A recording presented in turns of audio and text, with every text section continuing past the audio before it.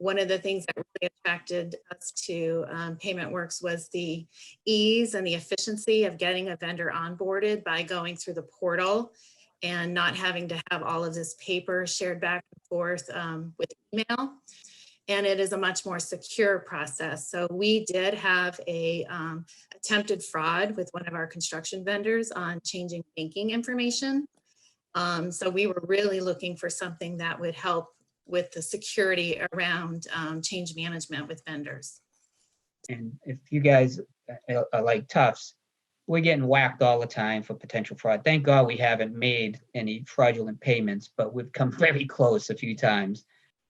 Not having all the faxes, emails, the stacks of W-9s on your desk or in your folder or in a file somewhere.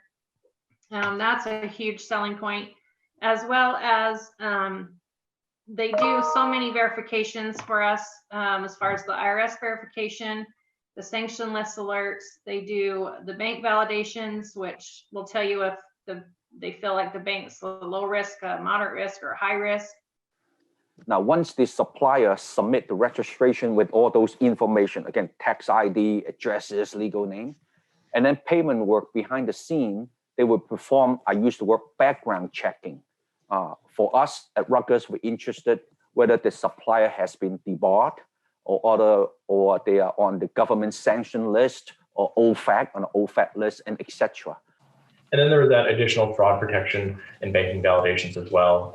We've actually had a fraud attempt into one of our accounts that PaymentWorks was able to catch and prevent that from happening. They're trying to take over an account and provide banking information. And we actually had some invoices that were queued up to be paid within the following weeks. And PaymentWorks had caught that before any changes could be made in our vendor master file.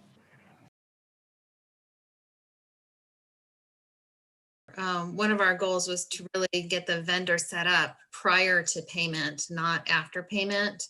Prior to PaymentWorks, we were actually setting up vendors as the invoices were coming in because we had no idea we were even doing business with these vendors. So now with PaymentWorks, we require them to go through the PaymentWorks process before even purchasing the good. We started out by defining some key goals. Some of these included improving the process, if you will, for onboarding and data management as a whole, performing some due diligence during onboarding. Some of the things that we realized in our journey was that we weren't doing the appropriate level of due diligence up front. And we had a gap in our process. We certainly wanted to eliminate the multiple handoffs and the multiple data entry that was going on a day-to-day basis. And clearly, one of the overarching goals, and this is with a view to the future, was to really control the supplier onboarding and be able to layer in the future some additional checks and balances, if you will, to bring in future controls around category level management, if you will. And so we kind of kept that in as part of our perspective as we started to look at what we wanted to do.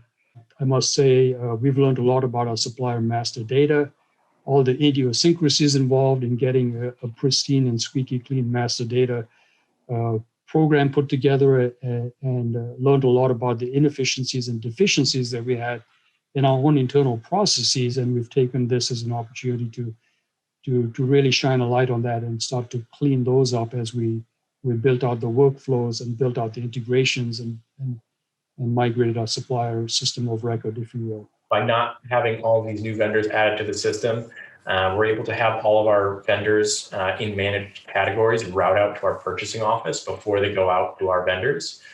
So if it falls within, I should say, our operations area, it'll route to a group of folks on our purchasing team. They'll see that we're trying to add a plumber, and we already have our preferred set of plumbers, or we already have 50 of them in the system, so why are we adding a new one? So we're actually able to have our purchasing office head off a lot of this spend leak before invites even go out. And often we want to make sure this happens because we lose leverage with our vendors. If they're getting the W-9 from the departments that requests, they feel as though they've already kind of won that work, but kind of holding everything back, allowing our purchasing office to negotiate with multiple vendors has allowed us to see savings by not adding people and losing that leverage. We recently launched this a very comprehensive discretionary spending program. One of the effort from that program is to discourage to continue to add a lot of suppliers who are not strategic. So having the approval during the invitation time, that will help us to reduce the number of non-strategic suppliers get into our system. So that will, those non-strategic suppliers will create a lot of tail spend. As you can see, tail spend, can easily be out of control from spend compliance perspective. So that's what I see the benefit of approving the invitation ahead of time.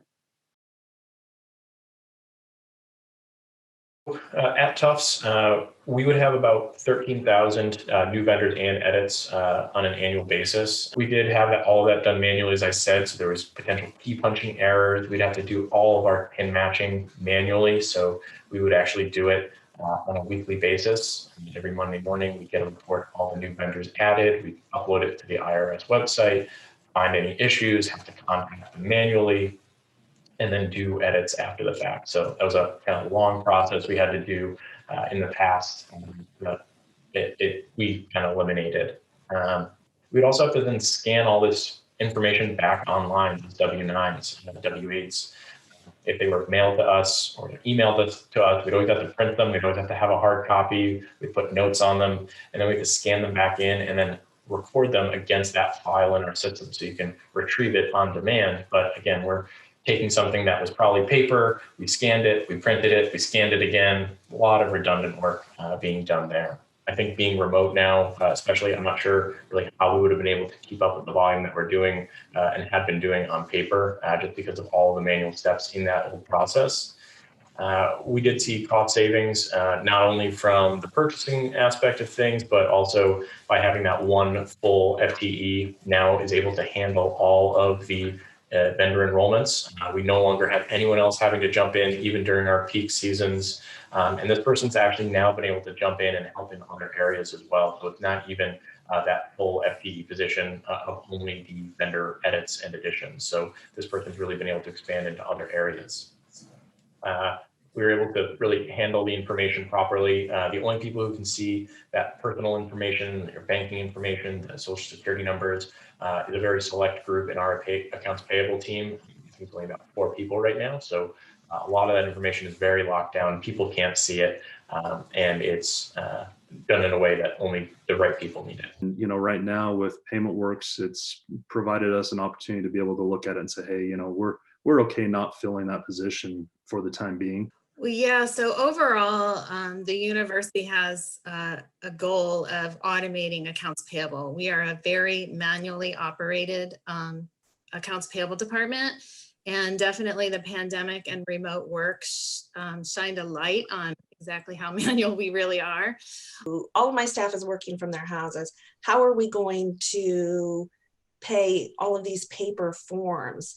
And at the time, before PaymentWorks, if we got that paper form, we had to set up the vendor, the person who's going to key it, they take it over to the desk of the person who has to send it up. So, if we're working all in different cities, how would that paper even travel around? We didn't have to deal with that with PaymentWorks. It was, it came in electronically. It was really a lifesaver for us, I think. We have been able to put a lot of vendors on ACH, so we don't print a lot of actual checks to vendors anymore. It's very few, and frankly, COVID's horrible and that's kind of struck the whole world, but it kind of helps your case with the whole remote thing and not having to print as many checks and have people in the office to actually print them and mail them. We've set up our form in PaymentWorks to ask vendors, do you accept credit cards? And so that has been a good way to get that information from vendors, as opposed to, an invoice comes in and just relying on whether there's anything on the piece of paper saying, or now we do it electronically, saying that they accept credit cards, or calling them up. So that it's a time saver in that way. We upload every night all of our invoice information. So we send a file every night, and it's got all of our open invoices for the past 6 months. We'll tell them whether it's been received, it's pending approval, It's approved and awaiting payment with a projected pay date. And then once it's paid, it'll also show up on our remittance tab where we're able to show them exactly how it was paid and when. That's all done in PaymentWorks.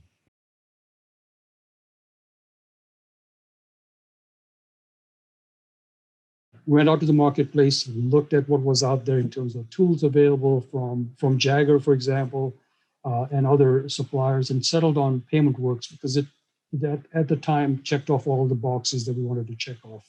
But at the end of the day, we now have an integrated platform, if you will, with all new suppliers that are set up in PaymentWorks from an onboarding perspective, have the due diligence done, and all the check boxes in place.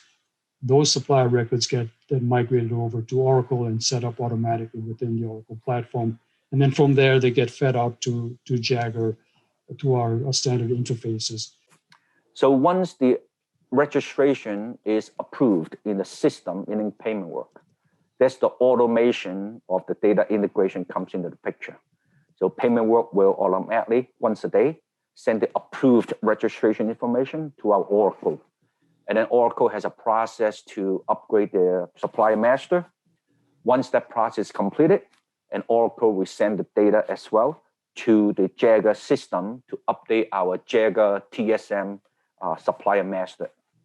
So once that is done, the system is ready to go. So all the remit to address, all the setup of a supplier remit to address, supplier ID, supplier name, in all the system, in the financial system, in the procurement system is all set.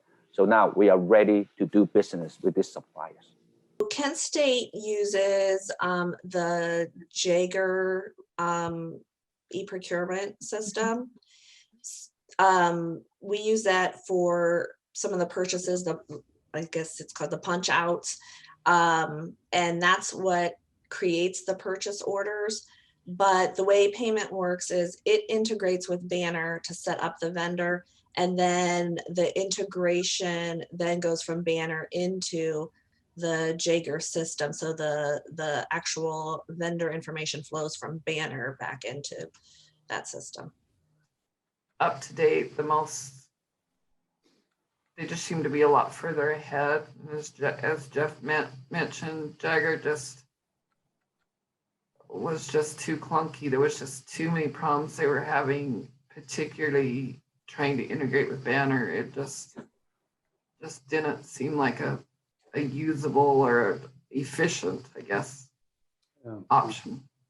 You know, for me, quite frankly, it's not only not filling the needs, but also it felt like a lot of times those solutions that were presented almost created additional work.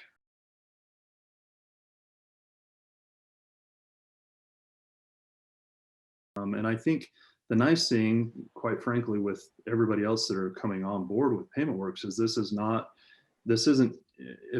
a lot of these vendors have heard from us and they're like, this isn't anything new to them. They may have already gone through the process at another institution that's using PaymentWorks. We have some vendors that they actually, I think they like the idea that they now have more control of their profile, that they can go in there and they can manage that profile and not have to reach out to one of us and, you know, all of a sudden we've got to be the middleman going through there trying to make sure things are set up the right way. Now it's nice to just simply say, hey, you guys can manage your own profile. They can go in and manage that on a daily basis. If they need to change banking information, if they need to change their address, whatever it may be, they can do that. They don't need to go through us to do it. We also, since we have that shared vendor database amongst all all PaymentWorks customers, we actually have some of our vendors who haven't gotten an invite from Tufts, but have gotten an invite from other universities to kind of reach out to us and see, hey, I see you're on the PaymentWorks platform. Can you connect with us? That way we can kind of link all of our information. And we're able to give them that payment information about all of their invoices, their current statuses, and everything like that. That's really helped our tier 1 team, who is our call center, who answers questions about invoices, statuses, things like that. We've seen our numbers drop as people are able to self-service there.